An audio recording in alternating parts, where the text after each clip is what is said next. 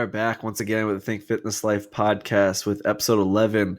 We have a very exciting and informational episode today. It's about motivational science, and we dive into how the brain operates and makes different decisions.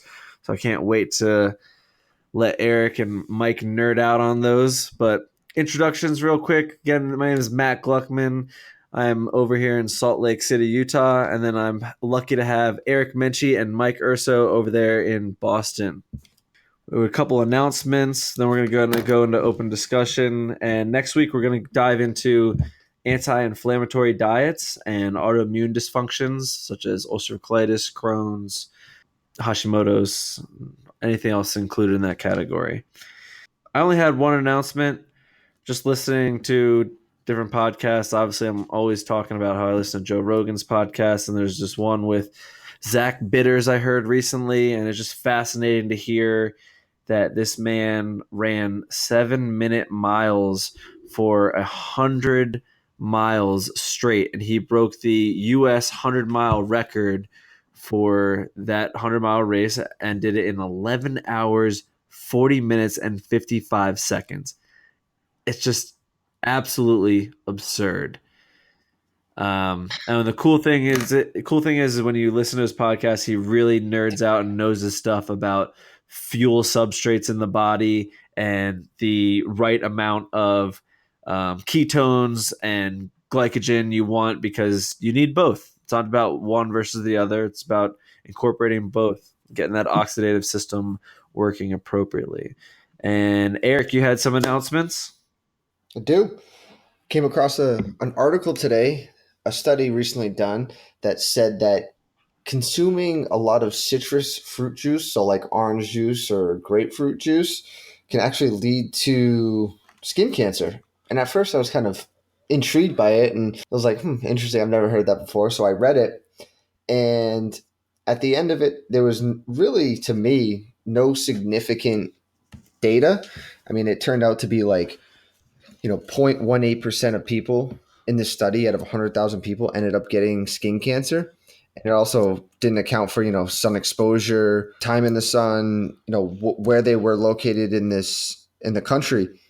But I also was reading that there's some compound in the citrus fruits that kind of enhance the skin absorption of the sun rays to kind of convert to vitamin D.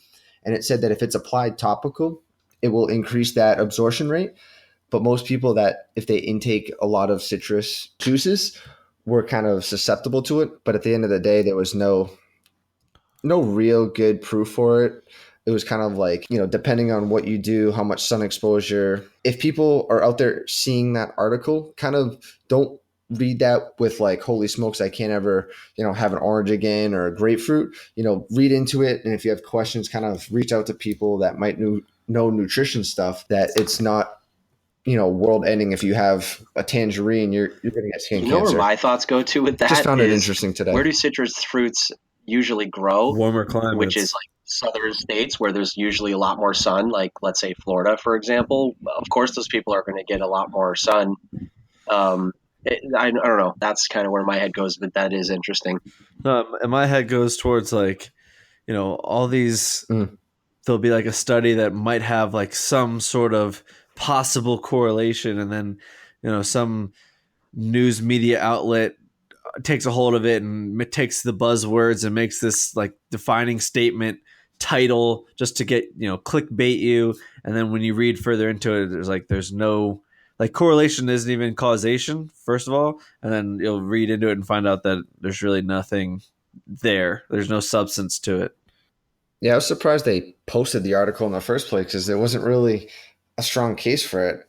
Like, why even put that thought into people's mind and like scare them? Now, I'm all for them, but for people not drinking, high sugar orange juice, get rid of that. If that's one benefit that comes out of this study. What are your thoughts on reverse juicing? But in terms of like cancer, or just in general?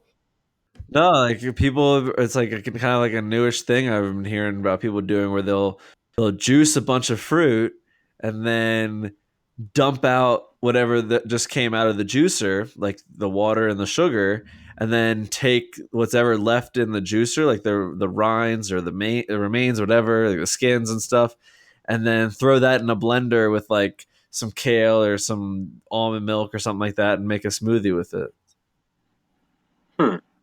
I don't see why it would be bad. I also tell you got to think if you're grinding or juicing, say spinach and bananas and strawberries, how many nutrients are you actually losing in that water? Because a lot of vegetables are heavily water based compounds. So I just tell people make sure you're not losing a lot of nutrients in something that's Wait, what very do you mean? You're nutrient losing dense nutrients and by like getting rid of that blending crap. a bag of spinach or something? So say you juice Yeah. it and say you like drain the water from it.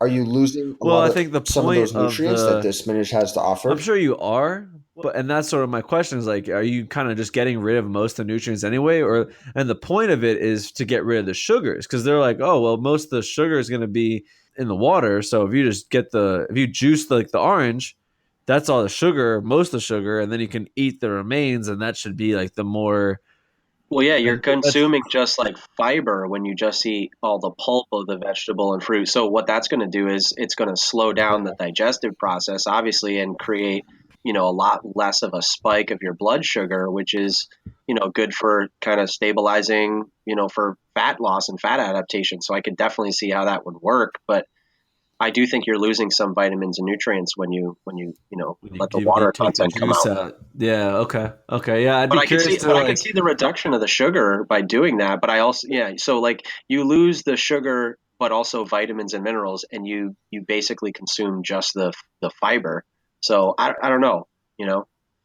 Yeah, I guess it's like, what are you after? Is it Right. like a Trade off. I mean, pre you're right. workout? You need some glycogen as well, or is it like post workout and you need to watch your sugar Yeah. content because you're diabetic and you have autoimmune dysfunction or to something? me to me it's like the whole egg debate, which is, you know the egg yolk, which has 80% of the vitamins and minerals in it but all the cholesterol, versus just eating the egg whites, which has only 20% of the vitamins, which actually are, if you eat the whole egg, you're probably protecting yourself by eating those vitamins and minerals from the cholesterol, and you know what I mean.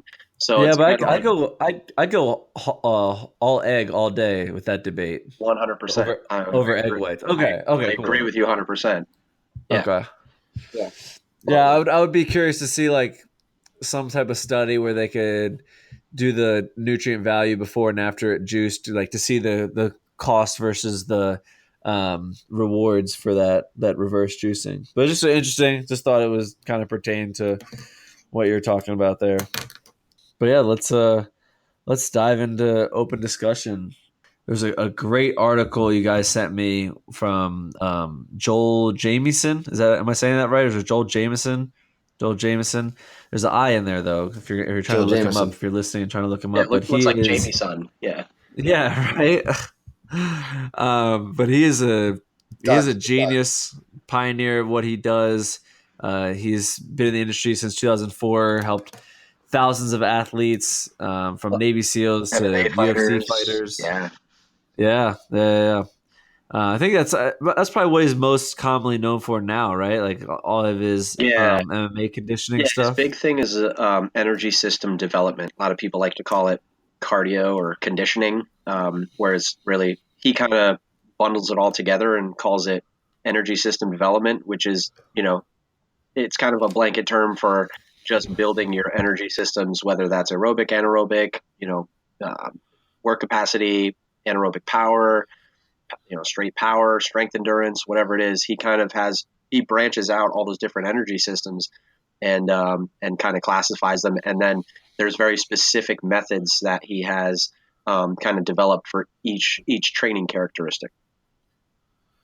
Yeah, I love it. He definitely dives in depth and gets such a great perspective on how to be impactful with what he does.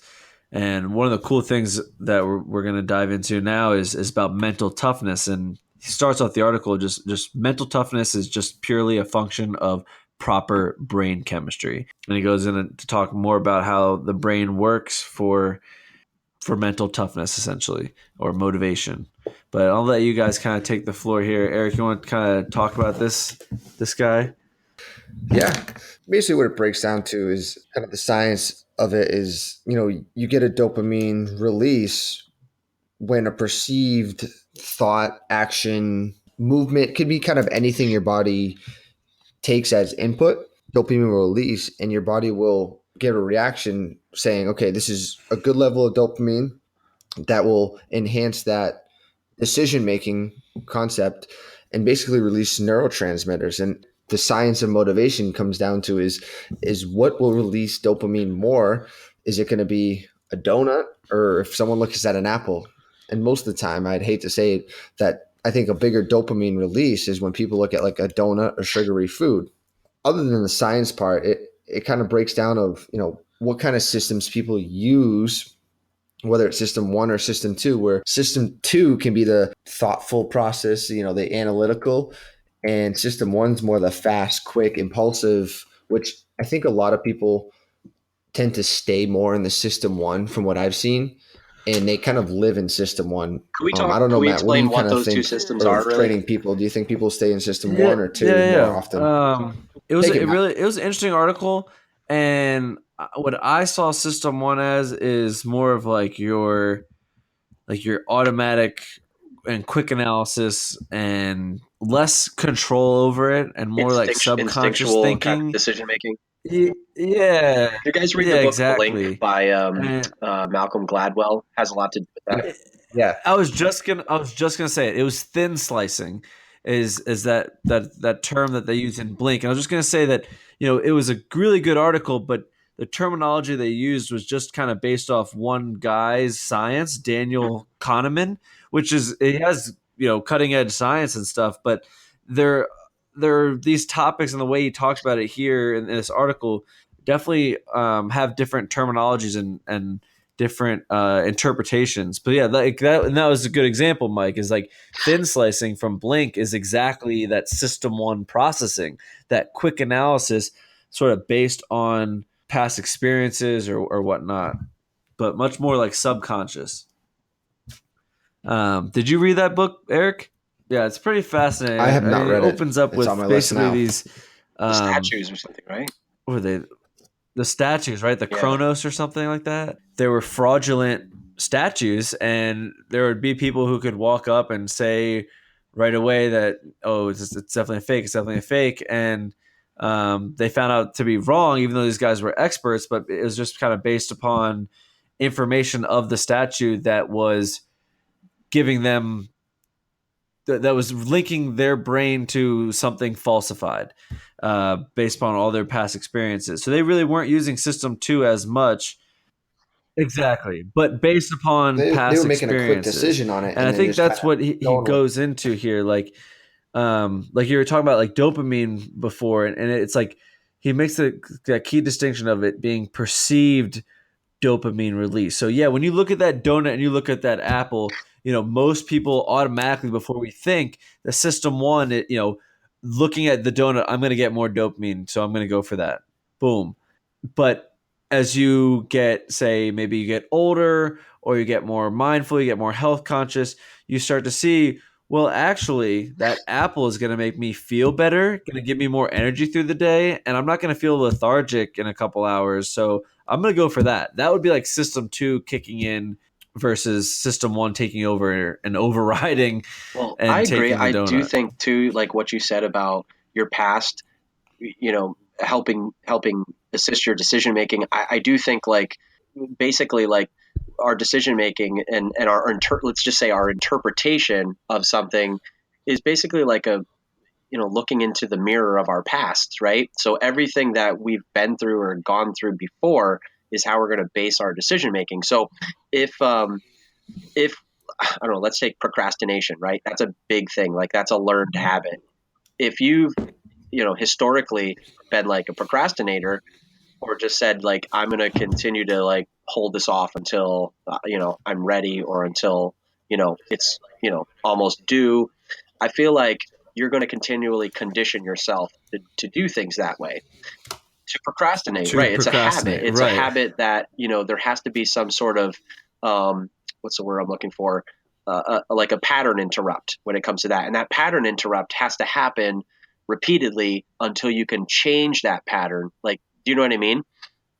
So the article, yeah, I know exactly what you mean. And the article goes in depth about how system one is to sacrifice accuracy for speed. So, um, not necessarily in life or death situations is the only time when system one's going to be played out, but also when there's no real perceived value or reward in the outcome, right? Like, so for example, that he used was this math problem, and it was a bat and a ball together cost $1.10. The bat costs $1 more than the ball. How much does the ball cost? And the answers are A, 5 cents, B, 10 cents, C, 55 cents, D, $1, and E, $1.10. And I'll read the question again one more time. But a bat and a ball together cost $1.10. The bat costs $1 more than the ball. How much does the ball cost? Right away, I did it. 50% of people surveyed at Harvard and MIT did it. You think 10 cents, but that's wrong. But you don't care about the answer as much, so you let your system one just kind of take over. And now, if I told you, um, you know, I'll give you $100 if you get this question right, you're going to sit there and you're going to or consciously, excuse me, turn on system two to be more analytical and get that higher level of thought. Because at first thought, you're like, oh yeah, the bat costs $1 means that the ball costs 10 cents. But no, because that would mean that the bat only costs 50 cents, or excuse me, 90 cents more than the ball. But in reality, it's a nickel for the ball, and then a nickel and 5 cents for the bat, proving that the bat was $1 more than the ball. So yeah, it's really interesting how the not only the perceived reward plays a role, but also lacking. We sacrifice that accuracy piece based upon the reward. And I think a lot of people do that, like I said, daily. And you kind of mentioned about the reward. And what I also found kind of interesting reading through the motivation of science is if the rewards become too much, or there's, so much at stake, or just too many rewards, it can actually undermine the intrinsic side of motivation. And you can get to the point where people just expect rewards, and there's so much out there that they're thinking so much extrinsic motivation that their intrinsic falls low, cuts those dopamine levels down, and now when there's no reward, people are like losing motivation. And I think that's where a lot of people kind of be like, oh, how can I find motivation, or how do you have it and I don't? And I think it's a lot of people look too much for these extrinsic rewards rather than kind of Yeah, looking I think intrinsically into I would absolutely agree themselves. with that. I think a lot of people look for or invest their happiness Well, it's a in classic carrot and a objects, stick. maybe at first. Yeah, yeah. But Yes. I think too, what kind of happens when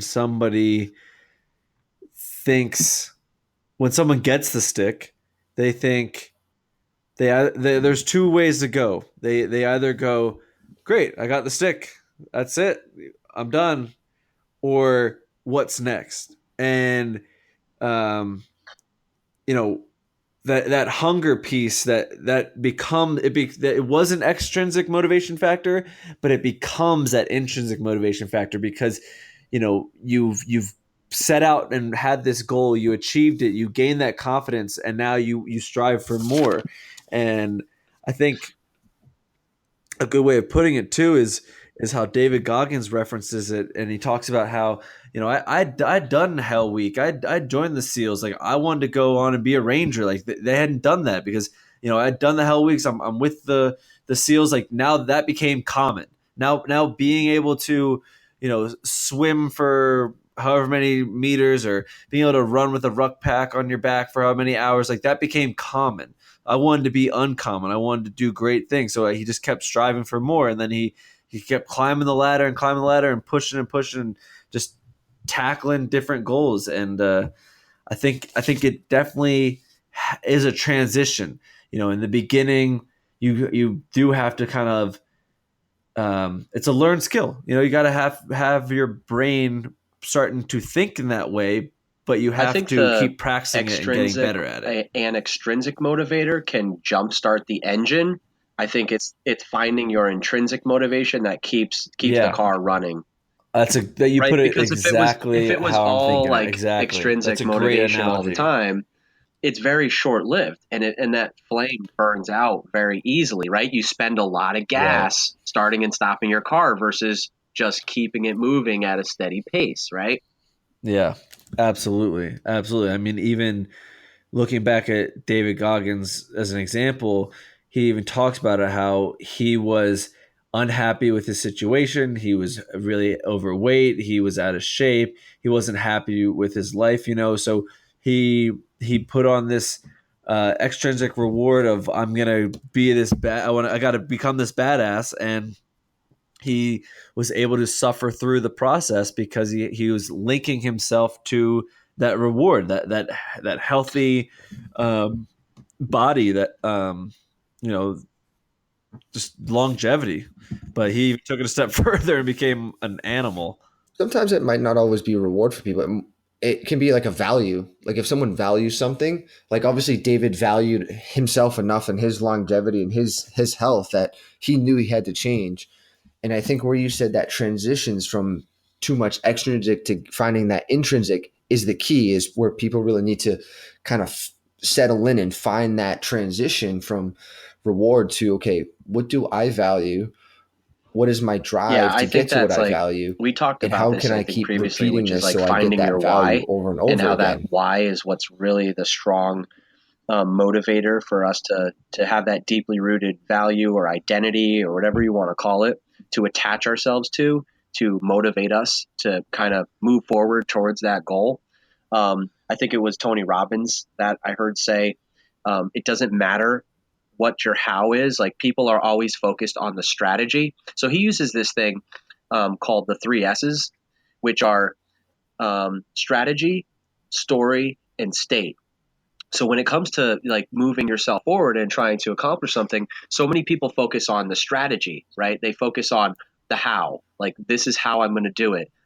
They don't look at the story, which is like this is kind of like yeah, the why or the this is what I'm telling Why? myself. Like I'm not good enough, I'm not this, I'm not that. And then Yeah. the state meaning the strongest component of it all.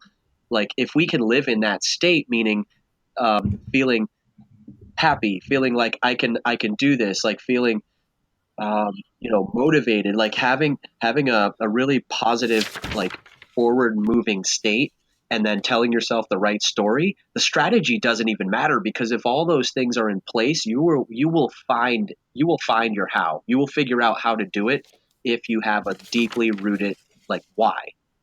It's kind of like that mentality of just no matter Totally. what happens, you're gonna be able to get through it, and understanding that. What comes to mind is actually a quote my grandmother told me one time, and she said, "Matt, there's three things in this world you can count on: death, taxes, and change." And you have to be able to accept that there's going to be problems, there's going to be failures, and if you have that understanding and sort of your why and why you're going to push through, and whatever, you have kids that you want to be role models for and see live happy lives, or you have a loving spouse that you want to grow together with, like whatever your It's why like is, having like you a will be victim able to mentality, withstand right? So anyhow. many people have a victim mentality, and it's kind of like you could either have that or you can have I'm going to see this as a challenge. I'm going to see this as something that I have to problem solve. I have to figure out a way. And there's two different mindsets there. Like so many people play, oh, like, I can't believe this has happened to me, or I don't have enough time, or, I'm never going to be able to do this. Like, it's like everything is happening, like it's all circumstantial, right? As opposed to taking control. Yeah, and it's So kind of what's the sad big because question it's here really then is their like because own there's a lot mind of that's people out limiting there right them. now who probably even listening to this that says, yeah, this is all great and everything, but like how do I figure out how I find what my why is and you know get myself kind of attached to that mindset that's going to help me here. Yeah, no, that's a pretty damn good question. And, kind of back to the science behind how your brain makes decisions is, yeah, system one is going to possibly be incorrect. But the point is that you're making decisions, you're taking action, and you're going to learn from those decisions, right? So, you picked the donut over the apple, just sort of instinctually, right? Then you go to work out that day. You don't feel like you can give it your all. You don't feel uh, great working out. You don't feel great after working out because you didn't have a good workout. You didn't sleep that well because it wasn't that good of a workout. Now you just learned that, hey, you know what? Maybe next time that donut probably wasn't good fuel. Why don't I go for that apple next time? And that's using your system too. That's using our higher level of thinking. And quite frankly, I know I've said this before in a previous podcast, but we are the only living thing that can reach that higher level of power and adjust the way we look at things and adjust the way that we perceive and think of things. And all I can say is, to someone who can identify that they're not where they are right now and they want to get somewhere else, you just have to really, as corny as it sounds, you have to put yourself there in your head. You have to kind of mentally get there, fake it till you make it if you have to, and start building the scaffolding to Fake it support till you that make it. I like that one. vision for yourself. Well, here's what I think about it, right? I'm gonna take that and Yeah, let's go back absolutely. to like so motivation, right? Do like you guys, all right? You guys are you're fitness experts, and we Yep. work out how many days a week, right? Probably like anywhere from like 4 to 5 days a week, usually. So, I mean, think about like how do you get yourself up and do that? Like, do you want to go to the gym every day and work out? I don't. I don't know about you guys. I mean, I like the result. I like the reward I get, but getting myself to get up and do it, it's a chore. It's a project. It's really hard. So I kind of look back to like when we were kids. We had our parents all the time telling us, you need to, get up, do your homework. You need to, go eat dinner. You have to finish your vegetables. They told us to do all the things. You have to go to bed. You have to brush your teeth. All things as a kid you don't want to do. They made us do it. But then we become adults, right?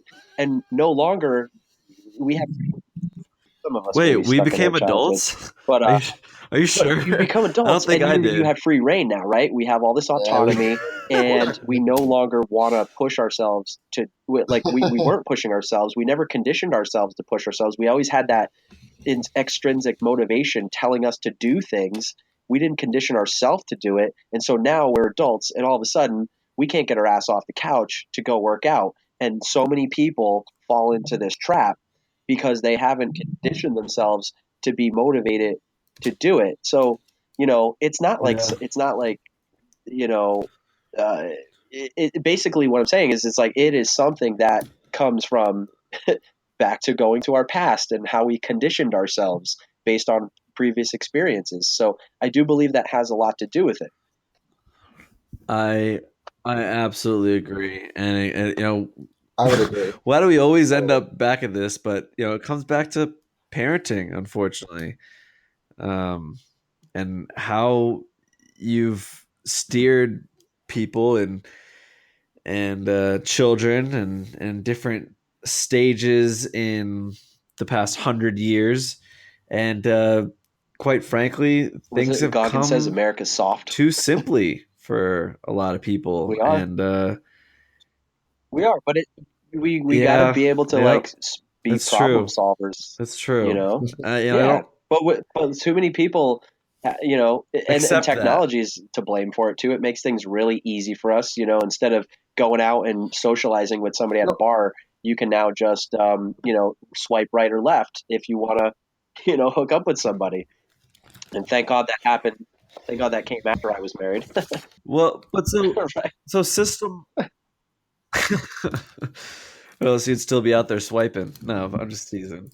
But so system one is very much that, right? It's what's easy for us to do, what's simple for us to do. And we talked about this last time at you have to have that drive, that desire to want more and get more out of life. And not be common. You don't want that typical um, sort of cookie cutter lifestyle. You don't want to be wedged under a buttload of debt and not be able to enjoy life. Like, you want to be able to do things that you enjoy, each individual, whatever their passions are.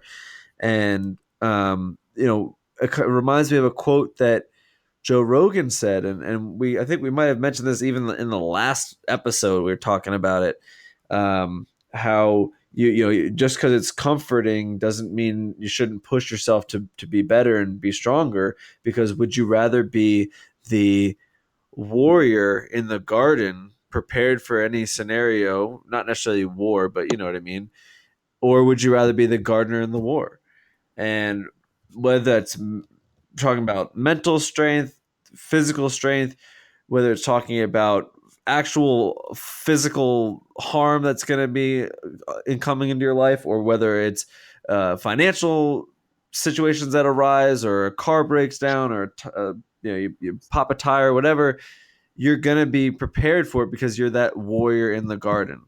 Sorry, I'm just ranting and raving over here. All good.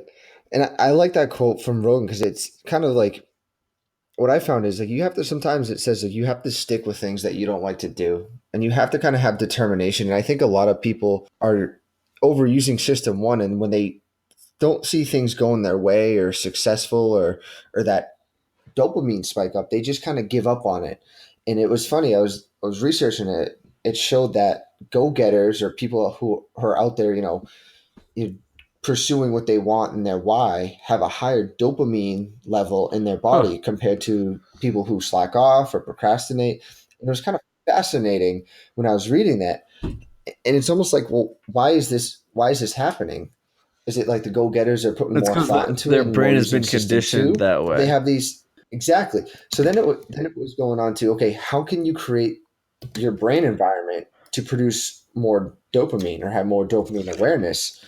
And for a lot of people, and I think you can create your own dopamine environment. Now, obviously for someone like me, it's exercise, and we can get into that of like Mike asked of why I like to get up and actually exercise because people ask me that, and it's hard to explain, but that might be for another time.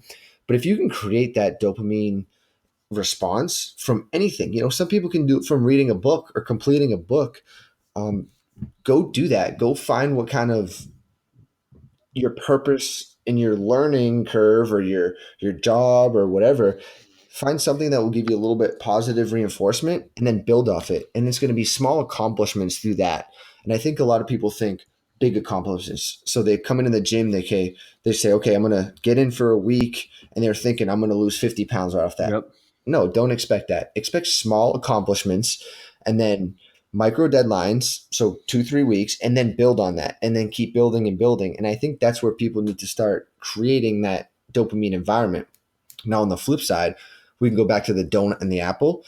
Yeah, you're gonna decline that dopamine real fast. And also I think if you decline that dopamine by looking at that donut, you actually condition yourself to have more self-control and to have more willpower. And I'm a big proponent of but like willpower growing every time you say no to a spike in dopamine. So if you see something really sugary like 4 times a day and you say no to it, the next time you come to that, your body's going to be conditioned to be like, hey, I'm And it's good. I all, don't like you think I said, need like it's this all today. Let's learned move on. behaviors and learned skills that you can perfect and get better at over time. So you don't have to do it all at once. And quite frankly, that's when you see that most people fail and fall off, is when they change too many things at once, and then all of a sudden they relapse and they didn't change any habit sustainably or in a long-term manner. And then ultimately people have to start over again. And um, one thing that really stood out to me from that article as well is, for motivating factors and keeping people striving for more, is understanding like what you're doing and the value behind it. And I think a lot of people get misled because they unfortunately come across people or influences that don't really know how to portray what their goals are in a way that makes sense to what the little processes and the little steps are and the right behaviors are that lead them to those goals. Totally. And it's, yeah. And I think a lot of people come in expecting, like you said, this outright crazy thing, or they don't understand their goals per se. And, coming from a fitness professional, I think we kind of have a better grasp of what people's goals might be, or end goals, even though people don't say they have a goal. They might come in and, oh, I want to lose weight. But I think the end goal for them is they want to feel better and they want to look better. They might not admit it, and you just want to give them enough of a response and change in environment that you can kind of lead them in that path, because they shouldn't be looking for us for motivation. And then you let them go, and kind of they can develop it in their brain themselves and be like, okay, I'm on this path. So, Eric, I'm with you. I'm with you 100%. You've mentioned environment now a couple times, and all I could think about is the whole concept of organism versus the environment. And so when you're hearing like talk out of people's mouths, like in regards to them not being able to do something, let's say like, oh, I can never eat healthy when I go out to a restaurant, or I can't get myself to work out because I don't have time, or I'm too tired. It's all about them blaming themselves, the organism, versus looking at what's the environment and how is the environment shaping, essentially what I'm doing. So like I could think of like two analogies, right? Let's start with like a cell phone. So you have a cell phone, right? If let's call it that's the organism. If your cell phone doesn't work, right, it won't power on. You don't look at like that, like, hey, there's something wrong with my cell phone. You look at the environment. Does it have power? Like, is it plugged in? Same thing with like, I'm not getting Wi-Fi service. Do you look at your phone and say, oh, there's something wrong with my phone, I'm not getting Wi-Fi service? Or do you look and say, oh, maybe I'm not in range. Maybe there's not a router in my environment creating a signal, right? You look at the environment before you actually blame the phone. And then the same thing with like, let's say you plant a garden and you have a seed. If your seed does not sprout, you don't look at the seed, right, and say, oh, there must be something wrong with the seed. It didn't sprout. No, you look at the environment. Was the dirt, nutrient rich? Was it getting sunlight? Was it getting water? All these environmental factors that actually play a part on if that, seed thrives, if that cell phone, is able to power on and work at full capacity. Same thing with us as individuals. I think I forget who said it, but maybe it was uh, Jim Rohn, where he said we're a product of the five people that we spend the most time with. You have to really look at, yeah, you have to look at your environment and see, how am I spending my time? Who are the people around me that are influencing me? Yeah. People growing up in poor areas, or people growing up in areas where there's a lot of crime. The ones that get out of that and break out of that are the ones that can go against the system and not blame their environment, or work out of their environment and change their own personal environment to actually thrive from those situations.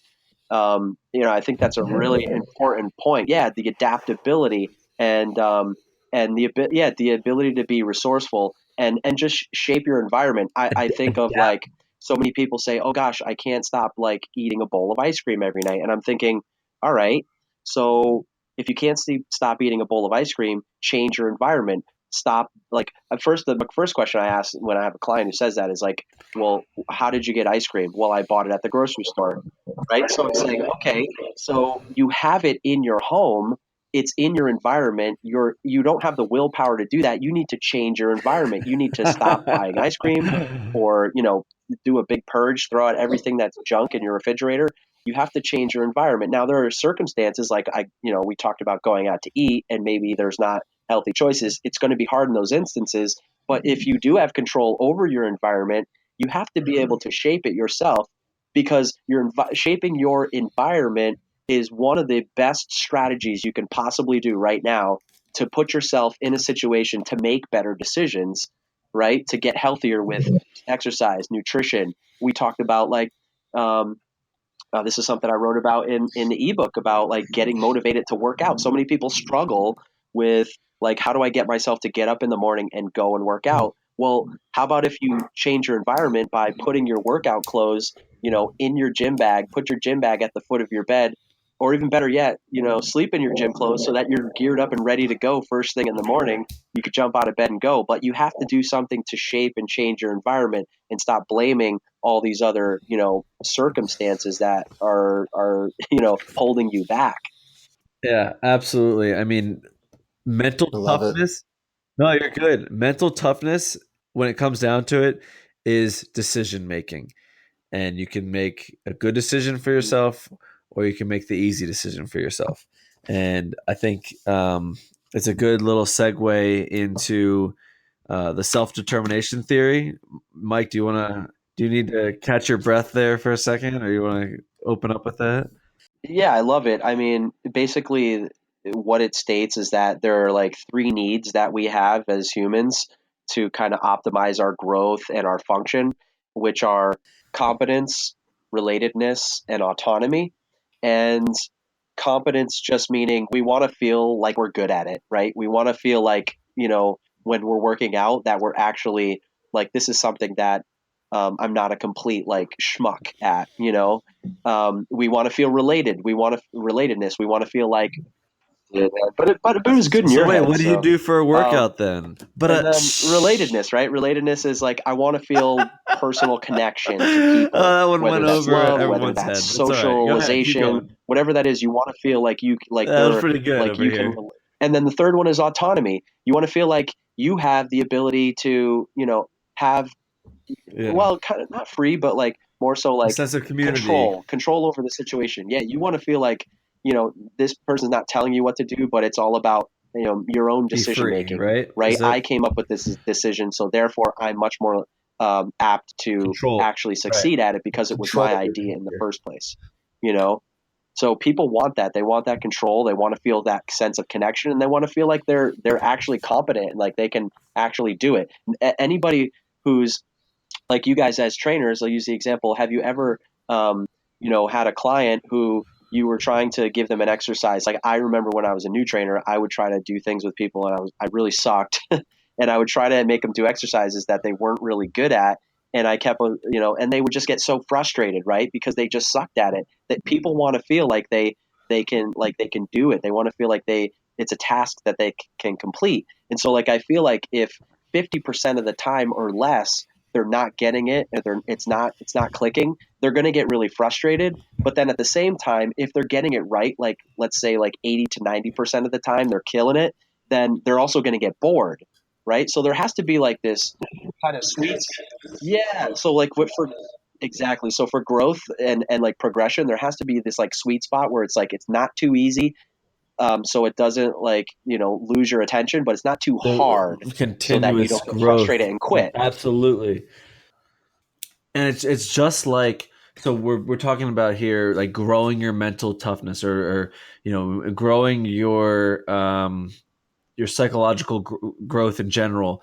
And it's just like the gym. I mean, you can't just expect to do a couple of really good reps and sets and programs for 1 month, and then 5 years later just kind of pick up right where you left off. Like, you need to constantly be feeding your body with that stimulus. You need to constantly be feeding your body with good nutrients. And just kind of like what you're saying is, you need to kind of constantly provide that stimulus to your brain, and give it sustenance and give it things to tackle and overcome. And that's how you sort of become that intrinsically motivated person, that sort of automatically self-developing, self-growing mindset.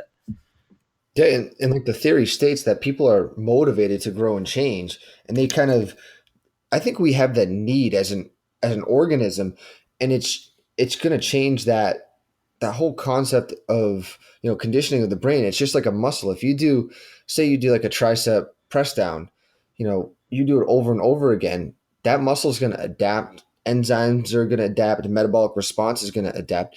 You're getting the same response from your brain, and if people don't get that stimulus or that need to drive adaptation through the neural system, that they just fall into this almost Just a what this trap, just just a trap. ocean And of just complacency. I think they lose that autonomy, and then the rest suffers, and then it's just a whirlwind. And I think that's where people start really falling down this kind of just like staleness of lack of absolutely. or no motivation at all. That's just, I think, my theory. No, That's kind I of like how I completely agree think with of you because it I don't or think what I people are see. like intrinsically motivated to just do nothing or intrinsically motivated to just be lazy. I think it's a combination of a lot of things, but when they lack that control or they lack that freedom, or even if they lack that competency part or they lack that connectedness part, if they lack one of those three needs in the self determination theory, I think that self determination just kind of falls to the wayside, and not because of desire to want to be lazy or desire to not be self-determined, but because if competency, you lose the self-confidence and the belief in yourself and um, the faith in yourself to get something done. That's huge. That's a huge pillar to being able to overcome something, or even feeling like you can overcome something, and showing up, right? Like, you know I'm sure we've all had clients where you're just like, all I need to do is just show up. That's all you got to do. And there's a quote or reference, people say 80% of life is just showing up, and it's true. Just being there, getting out of bed, getting to the gym. That's sometimes the biggest battle. And back to my point is, like, if they lose that control or they lose that social aspect of being connected to their loved ones around them, they lose that sort of that intrinsically motivating factor to want to grow. So I feel like, if you're again kind of back to what Mike was saying, like, this is all fine and dandy, but how can I implement it? If you're stuck somewhere, um, mentally or physically, looked at those three things, like, do you feel confident in the movement patterns that you're doing? Do you feel confident in your range of motion on that level? And do you feel confident that you related. can move well, or do you feel confident that you can do this stuff without hiring a personal trainer, at least in the beginning, to jumpstart you? Kind of look at these three things: the competency, the connectiveness to the social world around you, and then the control. And I think there's ways you can. Now, I know we're kind of in the fitness industry and professionals. I kind of believe that there's ways that you can condition your motivation and mindset without being in a gym. And if people are listening out here, you can apply this to kind of almost any aspect of your life that you have determination or want to change. You're still going to get a conditioning effect, whether that's school, work, family life, home. Even if it's changing, I know, Mike, you said this many times, just one daily task or habit, that's going to start your conditioning of your mind, and that will implement all the other areas where you need more motivation and can go find it. And I'm a firm believer of, doing one small thing a day can help other small things, and add it all up, you're going to win that war and you're going to find your motivation. Because if you ask a lot of people who have a lot of motivation, it's not just to work out, it's just to be kind of the best version of themselves, to be better than they were yesterday. And it's not like, I don't think it's against humanity, like this person wants to be better than this person. I think it's more like that intrinsic, like, how do I one up myself? I think of the like this, we call it like the belief cycle, for example. People get caught in this like downward spiral, right? Um, we'll take like losing weight as an example, because that's a big thing for a lot of people. A lot of people who have like failed before or have lost weight and then gained it back again, they kind of lose like their belief, right? And then they're very skeptical and they're very hesitant, or they just stop trying because they're like, well, I've failed so many times, I just don't believe I can do this anymore.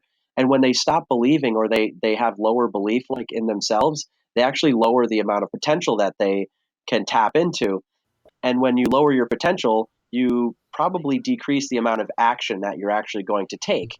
If you don't take action, or decrease the amount of action you take, you decrease the results that you would possibly get. And when you decrease the results you get, your belief system goes down even more. And it's like this vicious spiral but here's the thing. The beauty of this concept is that it also moves in a positive direction. And so you can totally spin it into your advantage. Exactly. So let's say, for example, you don't have belief, right? And so your potential is low. What if you just keep taking action, which is that big thing we talked about? Just do it, just show up. right? If you keep taking action, guess what happens? Eventually the results come. And then when you start seeing results, into I your mean, direction. Yep. magic, abracadabra, like you get, yeah, you all of a sudden start believing in yourself more because those results are showing. And then when you start believing, your potential increases, you start to take more action, and then boom, your results come. And now it's moving in the direction you want it to. So, to what I would say to people is if you are stuck in that place where you just don't believe that you can That's do when it, those keep taking intrinsic. action. Just take Yeah. action because eventually you will get a There's result. You will there's believe the in value. yourself. You'll increase your potential, and you will continue to take action and have this vicious cycle turn it on its head and work to your advantage. Well, I think we just got into strategy. It's so important to have let people come away with have people come away have some takeaways here on what they can actually do. Yeah. That, I And I think know you I'm pretty sorry taking much. up a lot Yeah. of I the speaking was gonna time here, but say. there's You pretty there's much there's just there's went another ahead and concept that I think started is the cool. I closing definitely want to hear your statements. guys' opinion on this. Is No, that's there's basically there's a lot of research. Mel Robbins wrote a book called The just be 5 Second Rule, and action it has to do oriented. with um, inspiration, motivation, and action. And we have this. We feel inspired, right, to do something, which is like No, inspiration is like a dude, thought, right? You see you're good. something, you see a billboard, and it Go says for it. like you know something like triggers you to like have a thought of like, oh, I should eat healthy, right? But then all of a sudden you're motivated because your motivation is like a feeling, like I feel like I need to do that. But then where most people get stuck is they don't actually take action on it. They get stuck like they get motivated and then it just fizzles out because they never actually take action. Whereas like the 5 second rule basically says that science shows that when you have a thought and you're motivated to do something, let's say you're walking by a piece of trash in your house and you just walk by it and you're like, oh, I'll just get it later, right? You actually are building and conditioning your brain to continually procrastinate. This is what we talked about before, right? You're conditioning procrastination. You get better at putting things off. You get better at it. So what you have to do is you basically science has shown that there is a 5 second window that you have from when you have a thought to do something and to when you actually do it. And if you don't do it within that 5 second window, you actually build the action or the Yep. conditioning of You get better procrastination. at So that part. in order to combat that and to kind of turn that on its head, what you need to do and what her strategy is to now anytime you think of doing something or you think of a thought, like let's say I should write that down, within 5 seconds actually like reach for a pen or reach for your laptop or something within 5 seconds that you have to take some sort of action that moves towards doing that thought that you had. And if you don't, within 5 seconds, it goes away and you condition yourself to procrastinate. And I've actually tried this. I went like a week of like everything I thought, I just immediately acted on it. I cannot tell you how much more productive I became all of a sudden. Now I didn't stick with it, and of course I have my little slip ups. But man, like just like for that week, I was straight crushing productivity. Yeah, and oh yeah, I wholeheartedly I believe can agree that. with that. And it just will help because whether or not you do it in 5 seconds or not, what it helps give you an individual feedback for is their priorities. I think that's a good takeaway from that 5 second rule. Because whether you Yeah. decide to do it right then and there, when you have a thought and you decide to do it right then and there, it's clearly a priority. If you constantly keep procrastinating something over and over again, like going to the gym over and over again, or if I need to talk to that trainer, keep procrastinating it, then you might need to reassess your priorities and why isn't your health a priority? Because it should always be everyone's priority. Yeah, so it's more about like whether you do that thought or not, it's more of like taking an action towards doing it. That actually is what's rewiring your brain. We all know like the concept of neuroplasticity and our ability to shape the brain just by actions, behaviors, thoughts.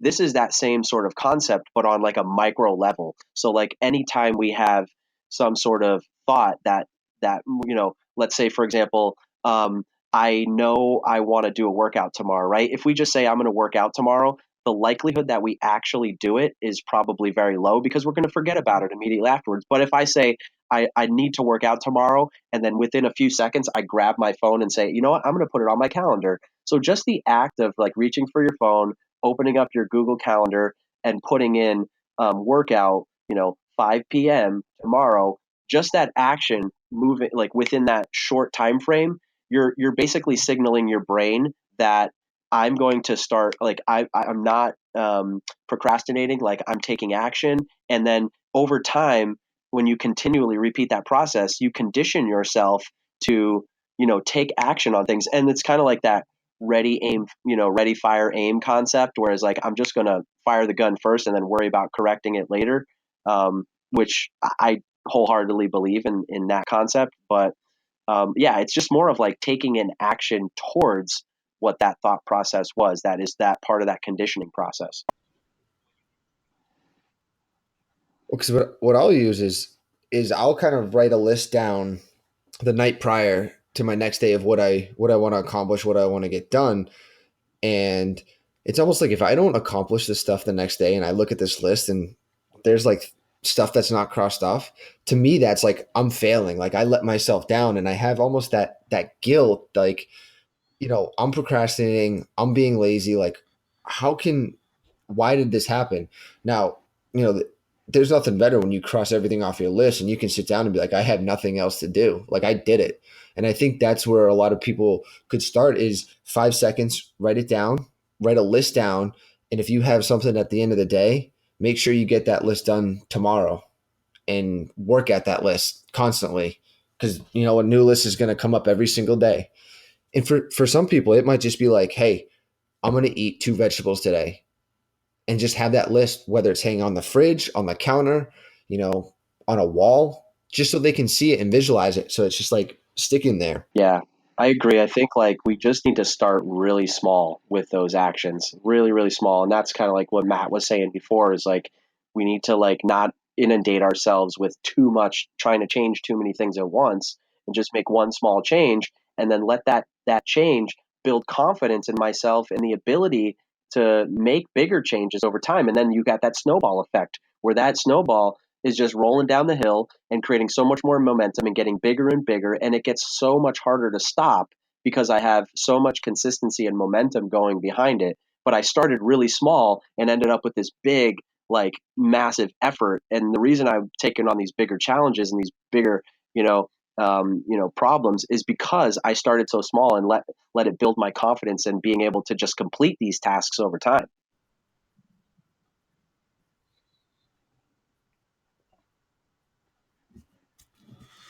Yeah, I think I feel like I'm being repetitive because you guys were saying, just do it and tackle your tasks and everything. But one good quote that stands out from my high school wrestling coach was because I was Yep. procrastinating, I had bad anxiety, One brick whatever. house is built one But brick there's at a always going time. to be that pile. There's always going to be that pile of stuff you have to do. So all you have to do is just take a shovel load every day. That's all you have to do. Just slow, consistent effort. You don't have to get rid of the pile all at once. All you got to do is just one shovelful every day because there's going to be more stuff added to the pile every day. And that's just part of the process. Yep. A marathon is ran 1 foot in front of the other at a time. Should we kind of get through all of our closing statements? I think pretty much. Well, kind of wraps it up Yeah. for this week. It was a great episode. I hope anybody that's still listening, if you're thinking of anything furthermore, or have any questions, or want to hear about different topics discussed or brought up, please write us an email. It's thinkfitnesslife, all one word, at gmail.com. We'd love to hear from anybody. We'll read your questions on air and answer them. So yeah, we really welcome any feedback's good. All right, over and out.